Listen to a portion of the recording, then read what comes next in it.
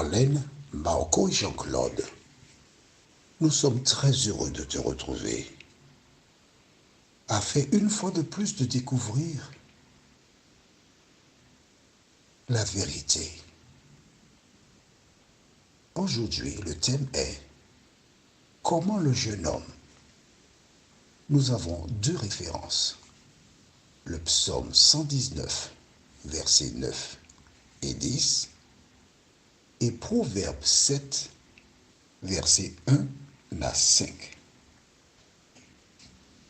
Proverbe 7, versets 1 à 5. Juste avant de découvrir le thème du jour, recherchons l'aide et la présence du Saint-Esprit. Notre Seigneur et notre Dieu, nous tournons une fois de plus nos regards vers toi, car c'est en toi que nous avons toutes les réponses. Seigneur, tes enfants découvrent comment la Bible est riche. Permets, Seigneur, qu'ils continuent à la lire, à l'étudier, et qu'ils aient la même attitude que tous ceux qui nous ont précédés, à savoir appliquer la parole dans leur vie. Seigneur, merci de nous entendre. Merci de nous accompagner. Nous t'avons prié au nom de Jésus et pour ta gloire éternelle. Amen. Nous allons au livre de Proverbes, chapitre 7, le verset 1 jusqu'au verset 5. C'est ce que nous avons vu dans l'étude précédente. Je te rappelle que nous repartons toujours avec une référence de l'étude précédente pour continuer à suivre le fil conducteur. Que dit la parole? Mon fils, retiens mes paroles et garde avec toi mes préceptes. Observe mes préceptes et tu vivras. Garde mes enseignements comme la prunelle de tes yeux. Vois-tu, Salomon a de l'expérience. Il connaît les femmes, il connaît les hommes, mais il sait par-dessus tout que les hommes sont censés donner l'éducation, inculquer à leurs enfants et petits-enfants.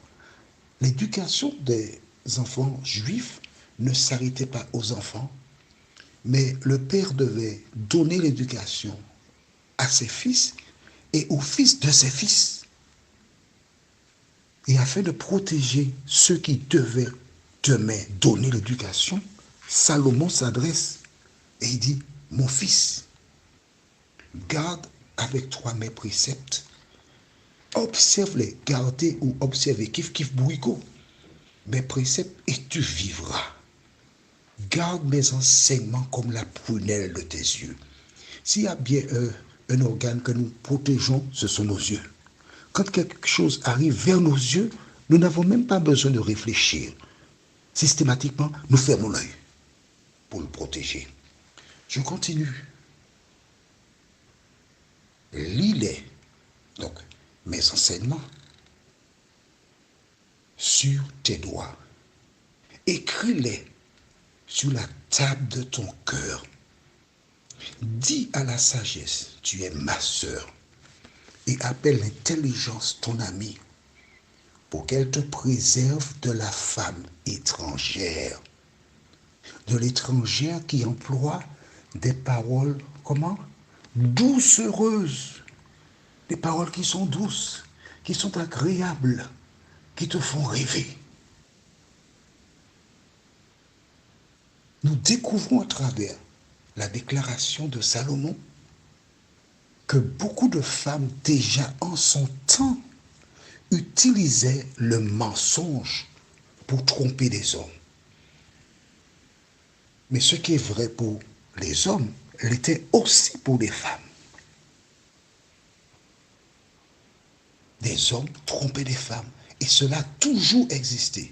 Mais rappelle-toi, nous avons vu ensemble que le père du mensonge, c'est le diable.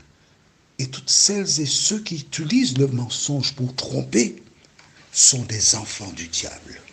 Tu peux te rendre dans une communauté, tu peux avoir une fonction quelconque, mais si délibérément tu mens pour tromper quelqu'un, tu sais que tu n'aimes pas la personne, tu sais que tu n'as pas de projet pour elle, et tu la traînes, tu l'emmènes partout, tu t'affiches avec elle, les gens te voient avec elle, les gens pensent qu'elle est dans un temps, mais en fait, elle est dans une tempête. Ne crois pas que tu peux tromper. Ne crois pas que tu peux détruire des vies et rester impuni. Tôt ou tard, le Seigneur te fera passer à la caisse. J'aime beaucoup un exemple que j'utilise souvent. Tu peux aller dans le plus grand centre commercial dès l'ouverture. Et tu rentres, tu prends des articles, tu achètes des choses, tu manges, mais le centre a une heure pour baisser les rideaux. Et environ un quart d'heure avant l'heure de la fermeture, tu entends une voix douce qui dit « Nous invitons notre aimable clientèle à se rapprocher des caisses. » Mais oui, tu ne peux pas prendre des articles et t'imaginer que tu pourras sortir sans payer. C'est pas possible. Et n'oublie surtout pas que souvent, j'ai connu des personnes qui ont semé. Et ce sont leurs sœurs qui ont payé. Ce sont leurs enfants plus tard qui ont payé. Alors mon ami, toi qui m'écoutes, ne joue pas avec les sentiments des filles. Jeune fille, toi qui m'écoutes, ne joue pas avec les sentiments des jeunes garçons. Ne fais pas cela, c'est une malédiction. Tu peux penser que tu te tires d'affaire pour le moment, d'accord. Mais demain, il te faudra payer l'addition. Alors, tandis qu'il est encore temps, si tu es dans cette situation, alors j'ai dit jeune fille, mais aussi des personnes qui ont plus de 20 ans, 30, 40, 50, 60, qui sont toujours dans ce mouvement-là. Tu ne peux pas être dans ce mouvement et espérer être sauvé. À tout moment, tu peux mourir. Dans quel état te trouves-tu vis-à-vis de la parole de Dieu? Laissons donc ce chapitre et allons au livre de Psaume, Psaume 119. J'en avais parlé une fois, mais aujourd'hui nous allons le lire. Le Psaume 119, c'est le chapitre le plus long de la Bible. Le chapitre qui parle essentiellement de quoi? De la loi de Dieu. Et une question est posée que nous découvrons dans le Psaume chapitre 119, le verset 9 et 10.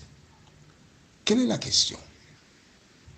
J'attends que tu aies trouvé, Psaume 119, et nous lirons le verset 9. Je voudrais que tu lises en même temps que moi. Il ne faut pas que je lise avant toi. Lisons donc Psaume 119, verset 9.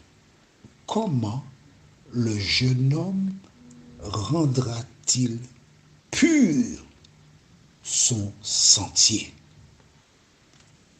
Vois-tu, parent, tu as un fils.